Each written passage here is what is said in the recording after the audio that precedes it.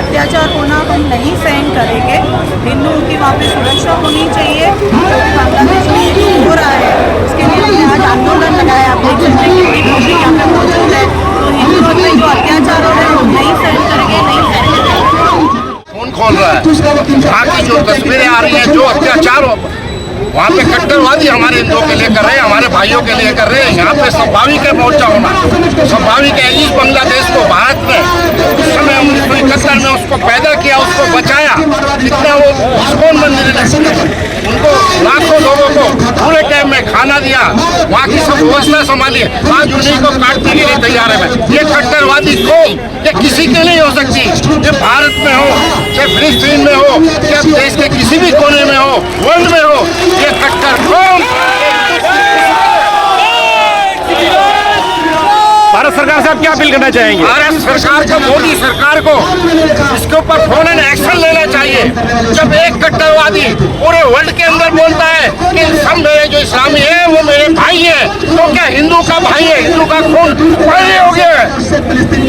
मैं मोदी सरकार से हिंदुत्व भाइयों के साथ खड़ा हूँ। मोदी सरकार को फौरन एक्शन लेना चाहिए और उसके ऊपर हमला करना चाहिए, उनको सबक सिखाना चाहिए। जो भी हो रहा है बहुत घिनौनी हरकतें हो रही है और इसी के चलते आज मीरा भाईंदर में जन आक्रोश आंदोलन सकल हिंदू समाज की ओर से आज रखा गया और बहुत सारी संख्या में हम सब हिंदू जितने भी लोग हैं यहाँ पर आए हैं और विरोध प्रदर्शन किया है। और मुझे पूरी आस है कि सरकार इसके ऊपर कड़ी से कड़ी कार्रवाई जरूर करेगी और आगे भी अगर हिंदुओं के ऊपर खरोच भी आई तो हम उसका जवाब बहुत अच्छी तरीके से देंगे। प्रोग्राम बहुत अच्छा हुआ है। काफी तादाद में मीरा भाईंदर की जनसंख्या यहाँ पे आई थी, लेकिन हमारे मीरा भाईंदर में इससे भी ज्यादा लोग हैं। बट मैं सोच रही एक एक जो थे ना वो 1000 के समान थे। तो ये मैसेज सब तक जरूर पहुंचेगा और हिंदू भाई हमारे जहाँ कहीं भी दुनिया के हर किसी कोने में जहाँ भी हो, उन सब की रक्षा, उन सब का ख्याल रखना हर एक हिंदू का फर्ज है। जब इस वक्त देश और मोदी जी का ये नारा है कि हम अभी हिंदू राष्ट्र बनाना है, तो हिंदू जो है वो इस देश में भी है, देश के बाहर भी है, तो हम किसी को इग्नोर नहीं कर सकते हैं।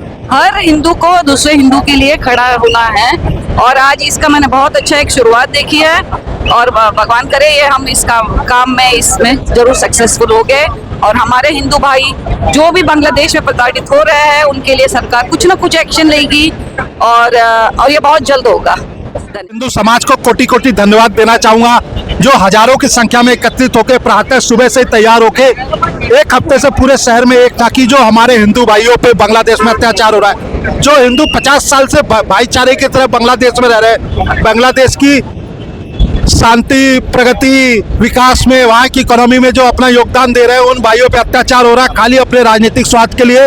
ये राजनीतिक स्वार्थ बंद होना चाहिए। हिंदुओं का अत्याचार बांग्लादेश में बंद होना चाहिए और मैं सरकारी चैनल से आदेश सरकार से हिंदू हृदय भक्त प्रधानमंत्री मोदी जी से आग्रह करूंगा कि वो बांग्लादेश सरकार पे दबाव बनाए और स्थापित चैनलों से बांग्लादेश पे दबाव बना के हमारे पे ये दमन बंद कराए। हिंदू जहाँ रहा है वहाँ प्रेम से रहा है, शांति से रहा है। आज बांग्लादेश की इकोनॉमी में हिंदुओं का एक बहुत बड़ा स्थान है। 2 करोड़ बांग्लादेशियों ने बांग्लादेश की प्रगति के लिए उन्होंने देश नहीं छोड़ा और वहीं रह के 60 साल से बांग्लादेश की तरक्की प्रगति में अपना खून पसीना लगाया। ऐसे खून पसीने को अपने क्षुद्र स्वार्थों के लिए उन पे जो अत्याचार हो रहा है ये तत्काल बंद होना चाहिए। भारत का पूरा 116 करोड़ हिंदू समाज उनके साथ में है, उन्हें डरने की जरूरत नहीं है। हम आज छोटा प्रदर्शन किया है, अगर ये नहीं रुका तो हम बहुत प्रचंड प्रदर्शन करेंगे और पूरे 115 करोड़ हिंदुस्तानी मिलकर भारत सरकार को, बांग्लादेश सरकार को बताएंगे कि हमारे हिंदू भाइयों पे हो रहा वाला अत्याचार तुरंत निष्प्रभाव से बंद हो। जय महाराष्ट्र, जय हिंदू समाज। सरकार की अपनी मजबूरियां हो सकती है और एक पंक्ति मैंने बोली थी कि केवल सत्ता से मत करना परिवर्तन की आस, जागृत जनता के केंद्रों से होगा अमर समाज। हमें अपने अपने स्तर पर विजिलेंट रहना है, अपने अपने स्तर पर साफ सफाई का ध्यान रखना है, अपने अपने स्तर पर बांग्लादेशी, रोहिंग्या ऐसे जो अवैध घुसपैठिए मुसलमान हैं इन सभी का ध्यान रखना है और पुलिस ने भी इसमें सहयोग करने का पूरा आश्वासन दिया है। हमें पुलिस को इस विषय में सहयोग करना है। बाकी सरकार का विषय में हमारी कोई पहुंच सरकार तक तो नहीं है, फिर भी हमने एक प्रयास किया कि किसी माध्यम से हस्ताक्षर अभियान वगैरह हमने चलाया है, तो शायद हम एक हफ्ते में 1 लाख हस्ताक्षर लेकर प्रधानमंत्री को मिलेंगे और इस विषय में सरकार से कुछ ना कुछ आपका प्रश्न हम सरकार तक पहुंचाने का प्रयास करेंगे।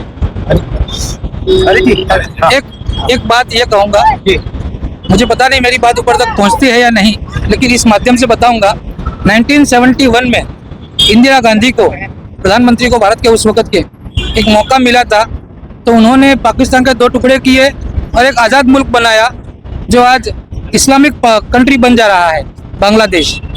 आज भारत के प्रधानमंत्री नरेंद्र मोदी जी के पास फिर से एक बार मौका है कि वो उस गलती को सुधारे और हमारे जीते हुए प्रदेश को वापस अपने देश में मिलाएं।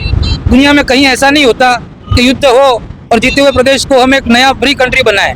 जीते हुए प्रदेश को अपने अंदर मिलाना है और उसे भी भारत की तरह उत्कर्ष आगे बढ़ाना है। और वहाँ पर हो रहे अत्याचारों को इस तरह से हम अत्याचार तो कई सदियों से होता आया है और जब जब हिंदुओं पे अत्याचार हुआ है तो हिंदू जागा है और उसी जगाने का एक प्रयास आज सभी समाज के सभी संगठनों ने और मीरा भाईंदर की जनता ने, खास करके नारी शक्ति ने भी अपना यहाँ पे शक्ति का प्रदर्शन किया।